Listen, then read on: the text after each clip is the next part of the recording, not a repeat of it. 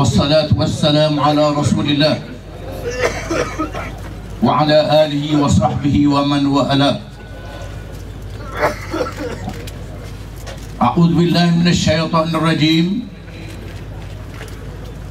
Inna Allaha ya'murukum an tu'addul amanati ila ahliha wa idza hakamtum bainan nasi an tahkumu bil 'adl. Firman Allah, sesungguhnya Allah Tuhan menyuruh kamu supaya kamu menunaikan amanah dengan menyerahkan amanah itu kepada orang yang ahli dapat melaksanakannya. Dan apabila kamu memerintah, menghukum di kalangan manusia seluruhnya, hendaklah berlaku adil. Yang berhormat Datuk Seri Anwar Ibrahim, Ketua Umum Parti Keadilan Rakyat, yang berhormat Saudara Lim Kit Siang, Penasihat Umum Parti DAP, seluruh pemimpin-pemimpin Pakatan Rakyat, rakan-rakan NGO, rakan-rakan bersih, saudara-saudari daripada berbagai kaum dan bangsa, tua dan muda yang berhimpun di malam ini. Malam ini Pakatan Rakyat membawa suatu mesej yang berlainan dengan Barisan Nasional.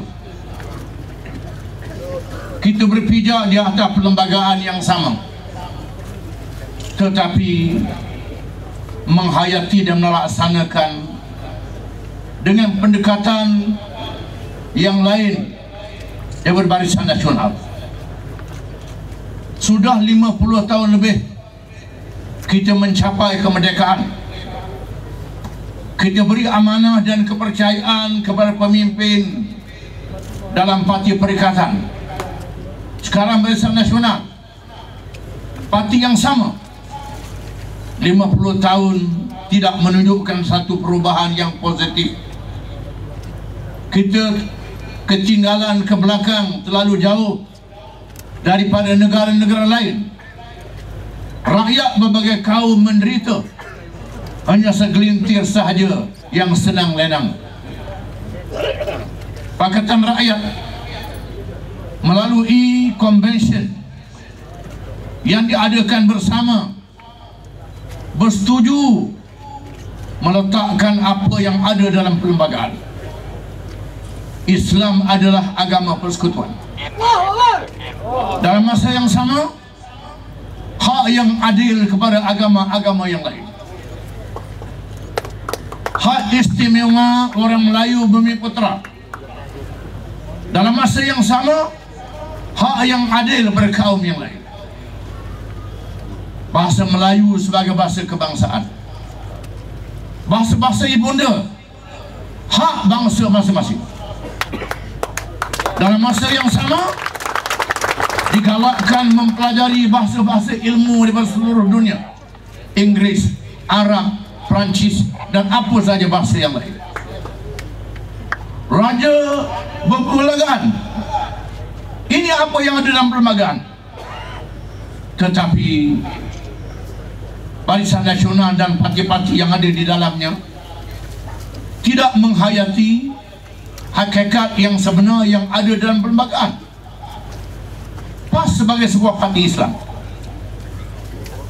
walaupun dituduh bersekongkol dengan DAP, UMNO dah lama bersekongkol dengan MCA, MIC. Ya, kita bersekongkol dengan DAP, dengan rakan-rakan bukan Islam dalam Pakatan Rakyat. PAS mahu menafsirkan Islam dengan wajah yang sebenar, wajah yang baik, wajah yang adil untuk semua. Islam mewajibkan kerajaan tidak boleh berlagak menjadi Tuhan. Pemimpin-pemimpin kerajaan tidak boleh menganggap diri mereka maha suci daripada segala sifat kekurangan. Tak ada salah, tak ada silap. Dialah yang bagi rezeki pada rakyat. Harta negara, harta pemimpin bukan suatu amanah. Ini bukan ajaran Islam. Al-Quran mengesahkan semua rasul-rasul dan nabi-nabi, menentang kerajaan-kerajaan yang berlagak menjadi Tuhan, yang memperhambakan rakyat. Demokrasi adalah satu ajaran yang diterima oleh Islam. Rakyat diberi hak untuk menjadi hakim yang adil, untuk menghukum pemimpin-pemimpin yang salah dan melakukan kekhilapan. Ini makna demokrasi. Kita mahu apa yang diajar oleh Islam. Diharamkan patuh kepada yang zalim.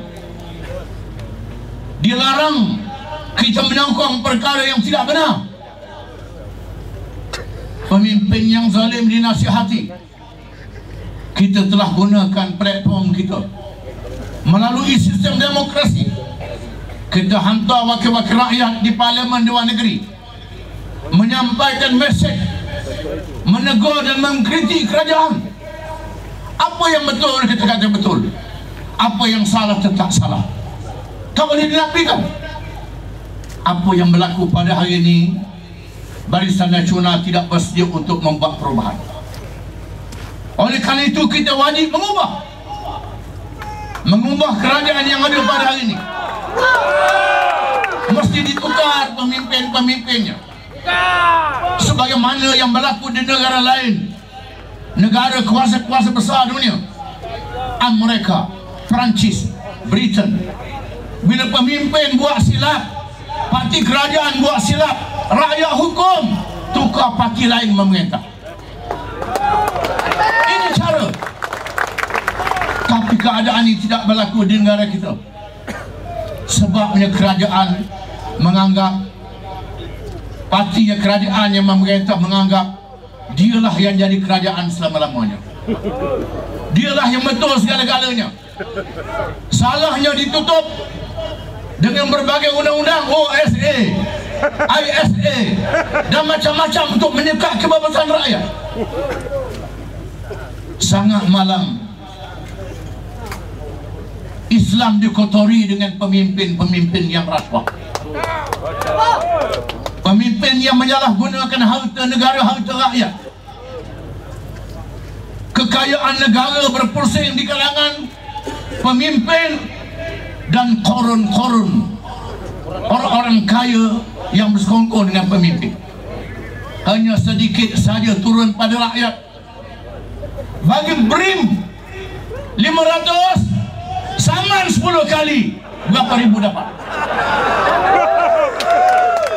Jangan dibodohkan. Bagi RM500 5 tahun, kena saman 10 kali, habis. Kita mesti jadi rakyat yang cerdik, yang bijak. Dinaikkan cukai. Kita tunjukkan hak rakyat melalui buku jingga untuk mengembalikan kekayaan kepada rakyat. Hanya rakyat yang berada sahaja yang dicukaikan. Rakyat yang tak berada tak dibebankan. Kita mahu hapuskan tol, kerana tol membebankan semua rakyat, termasuk yang miskin. Kita mahu pendidikan percuma, ini hak rakyat. Sebahagian besarnya orang miskin. Mereka kata kalau macam ini boleh bankrupt negara. Bankrupt mereka tak pandai menyalahgunakan kekayaan yang ada. Yang kedua, hak yang adil kepada agama lain. Islam melarang dengan perintah Quran, la ikraha fid din, tidak ada paksaan dalam agama. Penganut agama lain tak boleh dipaksa. Mereka dilayan dengan adil bil hak yang adil untuk mereka melakukan upacara agama mereka. Ini hak yang dilindungi oleh Islam. Tak timbul kita diperbudakan oleh orang bukan Islam. Mengapa orang bukan Islam menerima, DAP menerima. Islam agama persekutuan yang ada dalam perlembagaan. Sebabnya rakan-rakan Pakatan Rakyat, MCA, MIC pun sedar majoriti rakyat Malaysia 60% adalah orang Islam. Mereka terima hakikat ini. Yang bakinya agama Buddha, agama Hindu, kemudian diwarakan nak jadikan Kristian agama rasmi. Kristian agama nomor 10 di Malaysia. Jangan kita diperbodohkan. Kemudian hak istimewa orang Melayu dan Bumi Putra. Kaum Melayu menerima hakikat kerana masyarakat kita disusun oleh British, disusun oleh penjajah. Penjajah menyusun orang Melayu, orang Bumi Putra di kawasan luar bandar, kaum lain di kawasan bandar, menyebabkan mereka ketinggalan dalam ekonomi, ketinggalan dalam segala kemudahan. Jumlah kemiskinan kalangan Melayu Bumi Putra lebih besar. Ini diketahui semua. Maka disebut hak istimewa orang Melayu Bumi Putra. Dalam masa yang sama, orang Cina yang miskin di Kampung Baru, orang India yang miskin di estate, dilayan sama dengan Bumi Putra. Ini hal yang sama, sama-sama miskin. Ini yang perlu kita paham. Jangan kita keliru dalam masalah ini. Mengapa rakan-rakan Pakatan Rakyat boleh terima hak istimewa orang Melayu Bumi Putra? Maka boleh terima. Ini hakikat yang berpijak yang ada pada hari ini, dan PAS boleh terima hak yang adil untuk kaum Cina yang miskin, hak yang adil untuk India yang miskin. PAS perjuangkan sama. Ini tanggungjawab kita yang mesti kita faham. Ini satu hakikat yang perlu disedari. Pakatan Rakyat mempunyai satu keistimewaan. Kita belum memerintah negara. Mereka kata cakap saja tak buat. Betul lah, cakap saja, tak merintah lagi. Kita dah perintah tahun 90 di Kelantan. Kita berjaya menunjukkan kerajaan yang bersih. Di Terengganu 99 kerajaan yang bersih.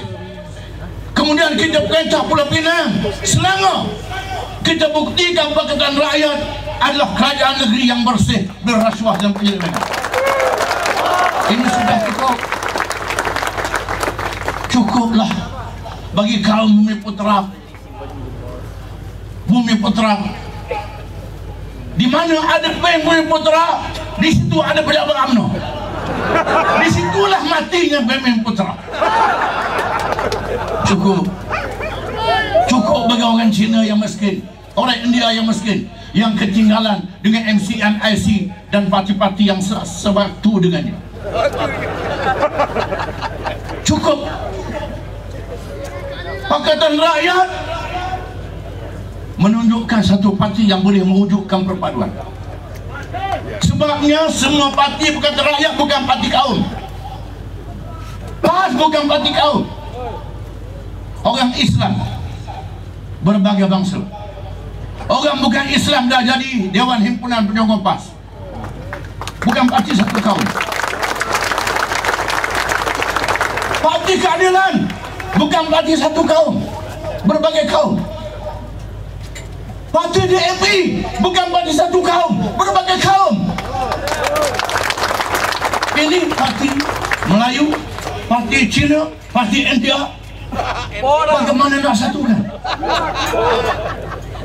Ini merupakan cara lama yang sudah ketinggalan. Mari kita ubah cara baru, cara Pakatan Rakyat untuk kita buat perubahan, insya-Allah. Sekian, terima kasih.